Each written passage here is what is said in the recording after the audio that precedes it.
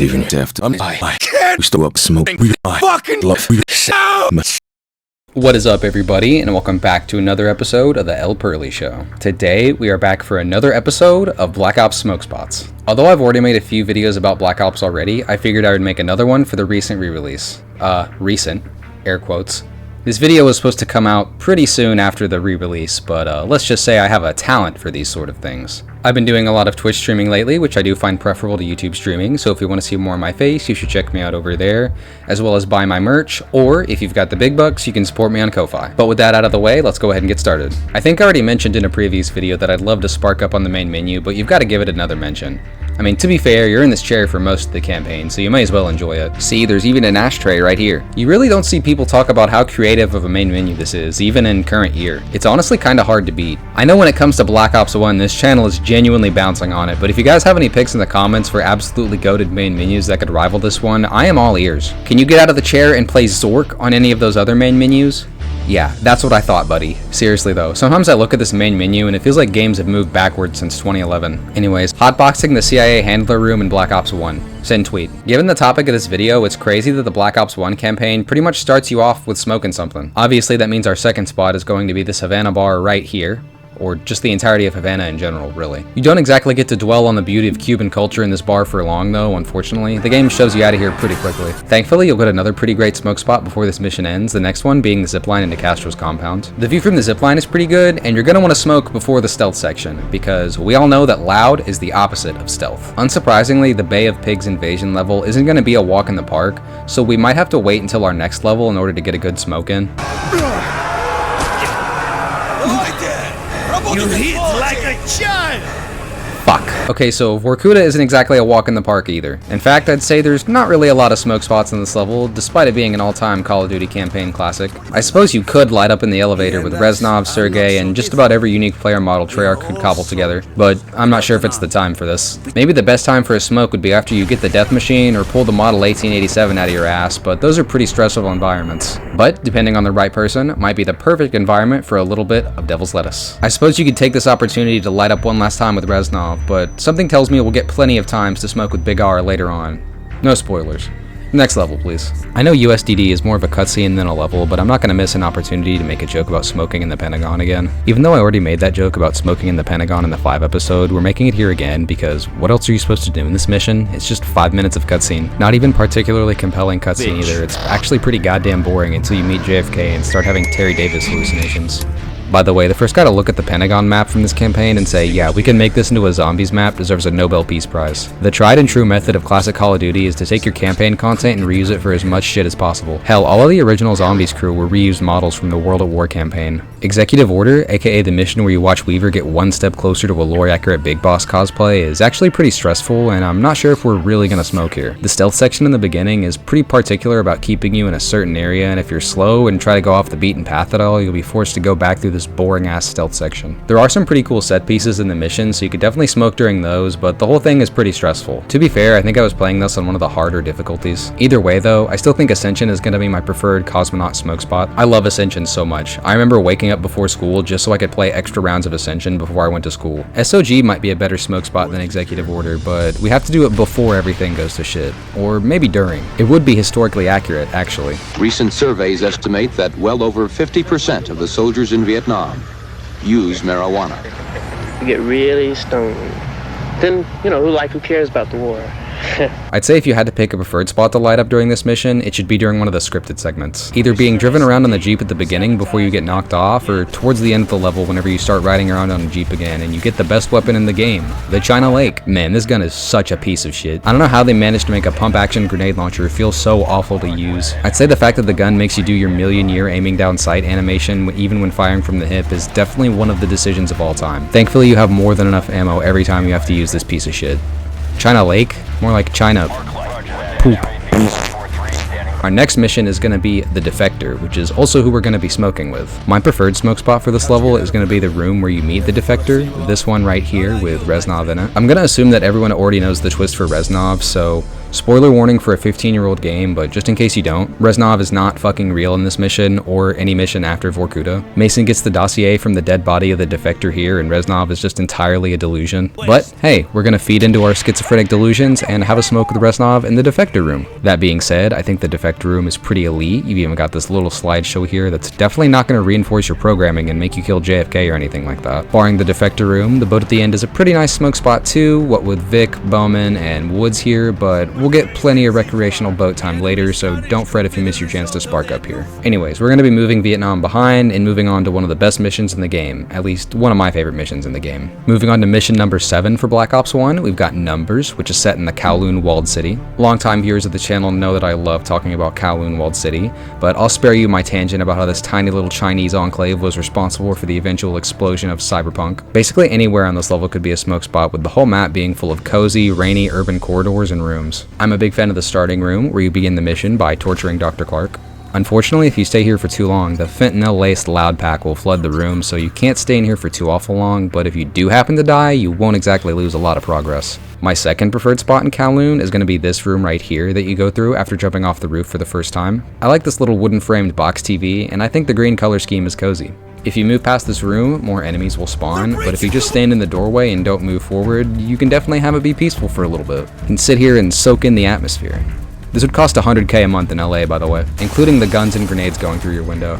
If this spot specifically doesn't suit your fancy, then you can really pick anywhere on the level. I don't think there's a bad spot at all. Project Nova is admittedly a pretty heavy mission. Playing as Reznov is nice, the snowy locales are cool, and there are some memorable moments, but this mission is pretty traumatizing, and I didn't even play World at War. I can't imagine what it would be like playing through this level if you had grown attached to Petrenko, and then you've got to watch him get subjected to nerve gas and puke and shit his pants to death.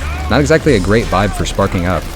No, we're not hotboxing the Dimitri Death Chamber. If the vibes were a little bit better though, it would definitely be cool to smoke on this frosted metal ship. It sort of reminds me of the Explorer ship at the Endurance, which granted was made of wood and sat under the ocean for a century, but they're both wrecked ships in Arctic situations, so I thought it was worth mentioning. My preferred spot for this next mission, Victor Charlie, is going to be once you get past the aquatic sections and then when you go down into the tunnels. After all, it's a lot easier to smoke underground than underwater. I almost feel bad joking about smoking in these tunnels, thinking about what real tunnel rats had to go through, but hey, Call of Duty campaigns are definitely some sort of propaganda, and I don't trust how any of them make me feel. Hell, Black Ops 1's campaign is basically a CIA greatest hits album. You've got Bay of Pigs invasion, Vietnam, fucking with the Soviets during the space race, it's all there, really. Anyways, the tunnel rat part of this level is pretty cool. You can actually turn your flashlight off and the VC won't even notice you. They can't see you if you turn the light off. Oh, that's so cool.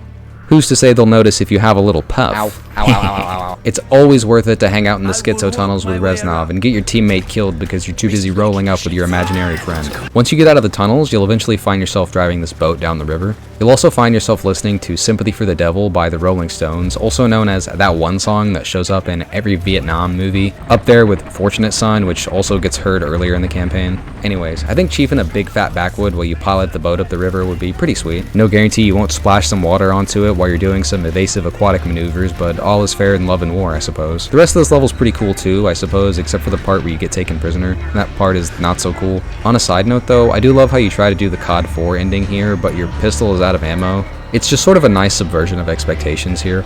I mean hell, after 2 games in a row of pulling out a weapon from in between your butt cheeks at the last second, it's nice to finally see them play around with the idea a little bit and have you pull out a pistol that's out of ammo. Our next spot is going to have us chiefing loud in an SR-71 Blackbird.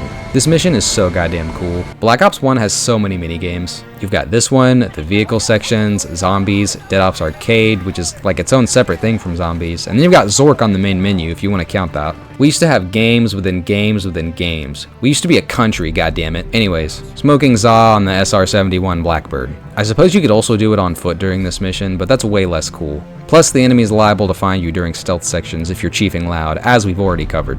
I suppose there are some pretty good smoke spots in this level just on account of the terrain. I mentioned this earlier, but it is sort of impressive how much mileage Treyarch was able to get out of these campaign maps. I mean, just this mission alone seems to have inspired or been the origin for assets from WMD, Summit, and Grid. 3 banger multiplayer maps from one mission is kinda crazy. Either way, you're gonna want to get your smokes in before we move on to our next mission in the campaign. Okay, so Payback, at least the first part of it, is kind of a bummer. Not a lot of good smoke spots here, with Ice Cube getting whack-a-moled into cubed ice being sort of a vibe killer. Maybe an unfortunate choice of words there. On a plus side, the part with the helicopters is really fucking cool. You and Woods could maybe share a little doob during this section, because he definitely dies for real and doesn't come back later during this mission. I didn't play Black Ops 2, by the way. Having your best friend get disfigured for life trying to help you fulfill your Manchurian candidate flavored bloodlust is certainly also a bit of a bummer, so we're gonna move on to our third to last mission in the campaign, Rebirth. Best smoke spot in Rebirth has got to be hotboxing the shipping container before you get there with Reznov. Hands down. This canonically happened in my book. Maybe Mason didn't even have any weed and he hallucinated Reznov bringing some to the sesh. Anyways, all jokes aside, this level's pretty creepy if you think about Mason doing all of this stuff by himself, fully convinced that Reznov is there with him. They really put his brain through the microwave. Even Steiner is looking at him like a bomb is about to blow up in his face, which, for all intents and purposes, it may as well be. The first part of this mission is pretty fun, but the Hudson section of this mission is miserable. On account of Mason chiefing too much za, loud pack smoke will invade the entire level and cause instant death if your gas mask gets broken during this section, which is just annoying as hell. Okay, I lied, it's Nova 6 gas and not cheetah piss, but I couldn't resist not making that joke. The saving grace of the gas mask section is that it's not very long, and they also give you an infrared scope. With these two things, you should be able to make quick work of it and move on to our next mission, if you could really call it that. Revelations is, like USDD, more of a cutscene than a level. I guess this one makes you do a little bit more walking, but this one is also a lot cooler between the story expositions, visual effects, and hallucination sequences. My personal smoke spot for this level would be when the roof opens up to reveal the Ascension rocket right here. Pretty cool stuff. It reminds me of a dream sequence from The Sopranos. Please.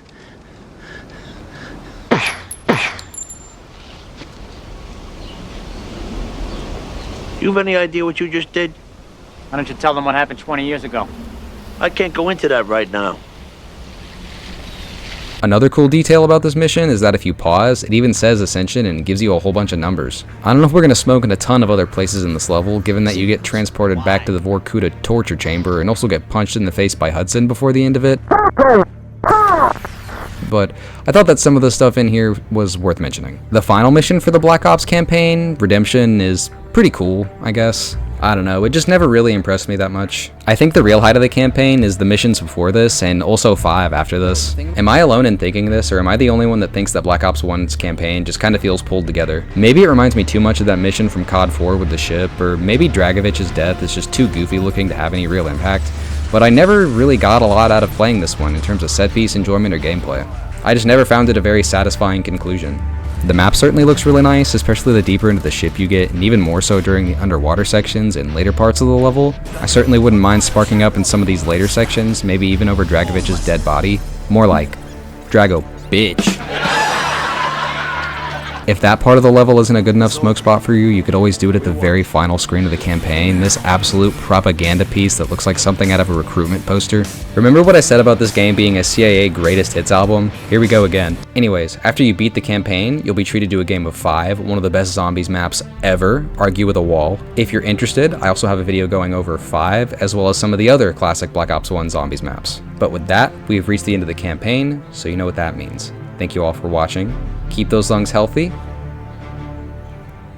and see you next time.